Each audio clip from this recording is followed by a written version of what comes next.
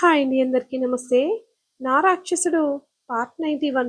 ఇక స్టోరీ చూసేద్దాం. సోనా ఇంటికి చేరుకుని ఫాస్ట్గా కార్ దిగి తన బెడ్రూమ్లోకి వెళ్ళి ఏడుస్తూ బోర్లో పడుకుని పక్కన టేబుల్ మీద ఉన్న ఆకాష్ ఫోటోని చూస్తూ ఏడుస్తుంది పాపం. ఎందుకురా ఇలా బిహేవ్ చేస్తున్నావు? చిన్నప్పటి నుంచి నేను చెప్పిన మాటే కదా విన్నావు. కానీ ప్రతి ఒక్క విషయంలోని నా మాట ఏంటో కనుక్కుని అదే ఫైనల్ చేసేవాడివి కదా. ఇప్పుడు ప్రేమ దగ్గర వచ్చేసరికి నన్ను తీసి పక్కన పడేసావు ఏంట్రా? నువ్వు నీ ప్రేమ విషయంలో నిజాయితీగా ఉండుంటే నేను అంత బాధపడేదాన్ని కాదురా. కానీ నువ్వు ఎంచుకున్న దారి తప్పు. నువ్వు ఎంచుకున్న మనిషి తప్పు. ఒక పెళ్ళైన ఆడదాన్ని కోరుకోవడం ఎంత తప్పు ఆకాష్. నీకెందుకు అసలు అర్థం కావడం లేదు? ఎందుకురా ఎప్పుడు అన్నిట్లో మంచిగా ఉండే నువ్వు ఈ ప్రే ఈ ప్రేమ విషయం వచ్చేసరికి ఎందుకులా ఇలా మారిపోయావు? నీకోసం ప్రాణాల మీదకు తెచ్చుకున్నావు కూడా. నా మీద ఎందుకు అర్థం కావడం లేదు నా ప్రేమ? నీకు అన్నీ అర్థమయ్యే టైంకి ఎన్ని అనర్థాలు జరిగిపోతాయేమో అని ఏడుస్తూ అలసిన కళ్ళతో ఆదమర్చి నిద్రపోతుంది పాపం సోనా. సోనా ఎంతగా ప్రేమిస్తుందనే విషయం మన ఆకాష్ బాబుకి ఇంకా అర్థం కావడం లేదు. రమ్య రాహుల్ని తిట్టుకుంటూ వంటగదిలోకి వస్తుంది. అసలు కాఫీ ఎలా పట్టాలో తెలియని రమ్య తల గోక్కుంటూ స్టవ్ దగ్గర నుంచుని ఆలోచిస్తూ ఉంటుంది. అసలు వంటగది వైపు కూడా తిరిగి తొంగు చూడని రమ్య ఉదయాన్నే వంటగదిలోకి ఎందుకు వచ్చిందా అని సునంద రమ్యను కదిలిస్తూ, ఏం కావాలి? ఇంత ఉదయాన్నే వచ్చావు? ఏంటి అసలు కదా? అసలు మనం వంటగదికి చాలా దూరంగా ఉంటాం కదా. ఇప్పుడు ఏం అవసరం వచ్చిందని వంటగదిలోకి వచ్చావు అని అడుగుతుంది సునంద గారు. ముందే చెప్తున్నా, నా వంటగదికి ఏమైనా డ్యామేజ్ జరిగితే మాత్రం ఊరుకునేది లేదంటుంది ఆమె వేలు చూపిస్తూ. అంతే రమ్య, మమ్మీ నువ్వు నన్ను ఇన్సల్ట్ చేయాల్సిన అవసరం లేదు మమ్మీ. నేను ఇవాళ నుంచి వంట నేర్చుకోవాలి అనుకుంటున్నాను అంటుంది రమ్య. అంతే ఒక్కసారిగా నా బంగారు కొండకి ఇంత ఉదయాన్నే ఇంత మంచి బుద్ధి ఎలా వచ్చిందబ్బా అని బుగ్గ మీద వేలు పెట్టుకుని పైకి చూస్తూ ఉంటుంది సునంద రమ్య వైపు. మమ్మీ నువ్వు మరీ ఎంత వెటకారం చేయాల్సిన అవసరం లేదులే. ముందు నాకు కాఫీ ఎలా పెట్టాలో నేర్పించు అంటుంది రమ్య. ఈ కాఫీ కావాలంటే నేనే పెట్టిస్తానులేమ్మా. కదే పక్కకు జరుగు, నేను పెడతానంటూ సునంద. అంతే రమ్య కంగారుగా, వద్దు వద్దు మమ్మీ, నేనే పెట్టుకుంటాను. ఎలా పెట్టాలో చెప్పు అని ఒక కప్పు కాఫీ పెట్టడానికి సునందకు చెమటలు పట్టిస్తుంది రమ్య. సునంద చెమటలు తుడుచుకుంటూ, బేబీ ఇంకోసారి వంటగది వైపు వస్తే కాళ్ళు విరిచేస్తాను. ఒక కాఫీ పెట్టడానికి ఇంత హంగామా చేసావే, అదే పూర్తి వంట చెయ్యాలంటే అమ్మో అని గుండెల మీద చెయ్యి పెట్టుకుని వేసుకుంటుంది సునంద. మమ్మీ నువ్వు అన్ని మాటలు అంటున్నా కూడా రమ్య అసలు ఏ మాత్రం పట్టించుకోకుండా కూడా కాఫీ తీసుకుని రాహుల్ దగ్గరికి వెళ్ళి, బావా కాఫీ అని రాహుల్ చేతికిస్తుంది. ఏంటే కాఫీ కలుపుకుని వచ్చావా? లేకపోతే 100 మందికి వంట చేసి వచ్చావా? ఆ ఒళ్ళంతా చెమటలు ఏంటే అంటాడు కాఫీ షిప్ చేస్తూ మన రాహుల్ బాబు. ముందు కాఫీ తాగి తర్వాత మాట్లాడు బావా. మళ్ళీ చల్లారిపోతే పెట్టడం నా వల్ల కాదు. ముందు కాఫీ తాగి ఎలా ఉందో చెప్పు బావా అంటుంది గోళ్ళు కొరుక్కుంటూ రమ్య. రాహుల్ కాఫీ అంతా అయిపోయేదాకా ఒక్క మాట కూడా చెప్పడు. రమ్య టెన్షన్గా రాహుల్ ఏం చెప్తాడా అని చూస్తూ ఉంటుంది పాపం.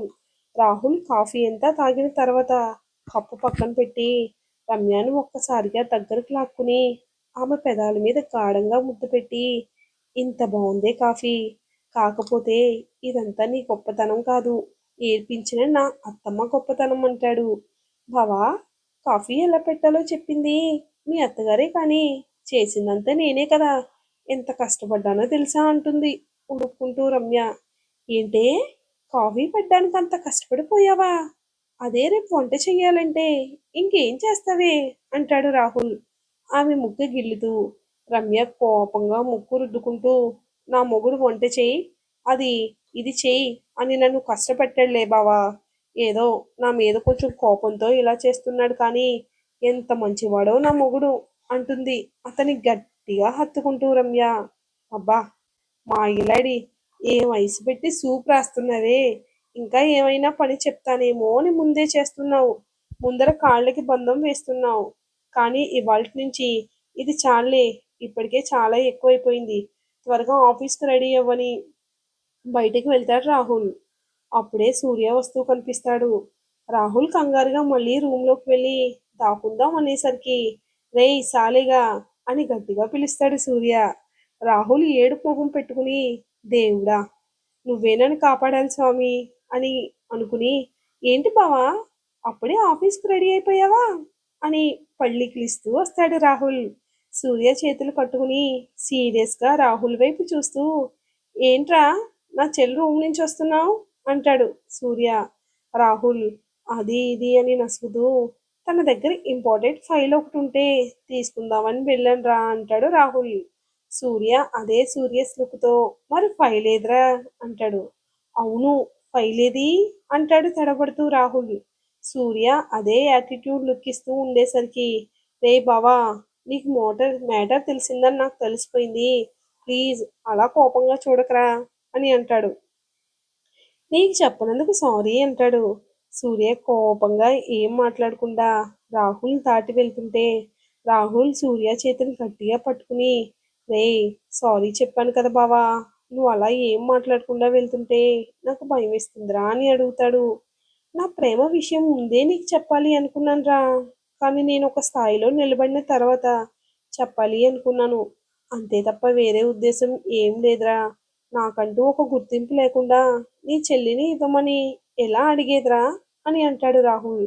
సూర్య కోపంగా రాహుల్ టీషర్ట్ పట్టుకుని అంటే ఏంట్రా నీ ఉద్దేశం?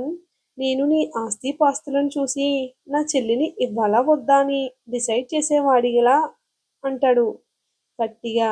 సూర్య అరుపు వస్తున్న ధరణి ఉలిక్కిపడి భయంతో వాళ్ళ దగ్గరికి వెళ్తుంది. కన్నయ్య ఏమైంది?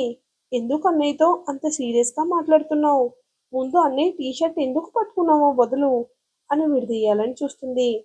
ఏయ్ పొట్టి నువ్వు నోరు మూసుకుని ఉండవే. వీడు నా చెల్లిని ప్రేమిస్తున్న సంగతి నీకు కూడా తెలుసు కదా అంటాడు గొంతు పెంచి.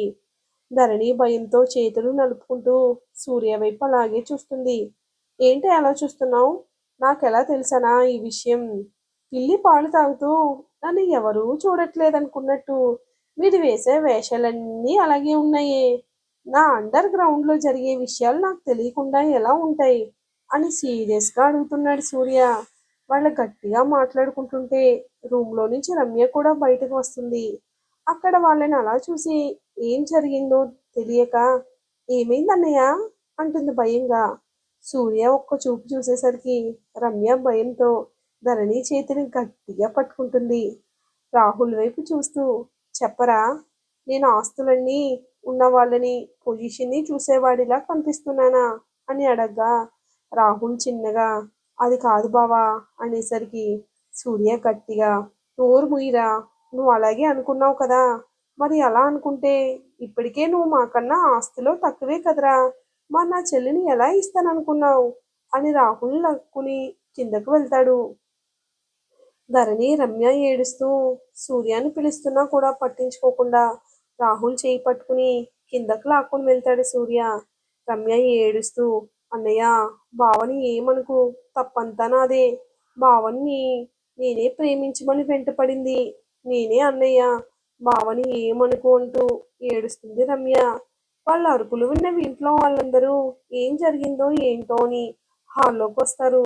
సూర్య కోపంగా రాహుల్ని అలా లాక్కుని వస్తూ ఉంటే ఎవరికి ఏం అర్థం కాక అలాగే చూస్తూ ఉంటారు. సూర్య రాహుల్ని లాక్కొచ్చి హాల్ మధ్యలో నిలబెట్టాడు. ఇక మహేంద్ర గారు సూర్య ఎందుకు రాహుల్ పైన అంత కోపంగా ఉన్నాడు అర్థం కాక సూర్య ఏమైంది నానా ఎందుకు రాహుల్ మీద అంత కోపంగా ఉన్నావు చెప్పరా అడుగుతున్నారు కదా వాళ్ళు అని అడుగుతాడు. నీ మీద నేను ఎందుకు అంత కోపంగా ఉన్నాను వాళ్ళకి సమాధానం చెప్పు అని అంటాడు సూర్య. ఇకపై రాహుల్ వాళ్ళకి ఏం సమాధానం చెప్తాడు సూర్య యాక్సెప్ట్ చేస్తాడో లేదో మనం నెక్స్ట్ వీడియోలో తప్పక చూద్దాం. వీడియో కనుక మీకు నచ్చినట్లయితే తప్పకుండా లైక్ చేసి సబ్స్క్రైబ్ చేసి మన ఛానల్కి సపోర్ట్ ఇస్తారని కోరుకుంటున్నాను. Thanks for watching.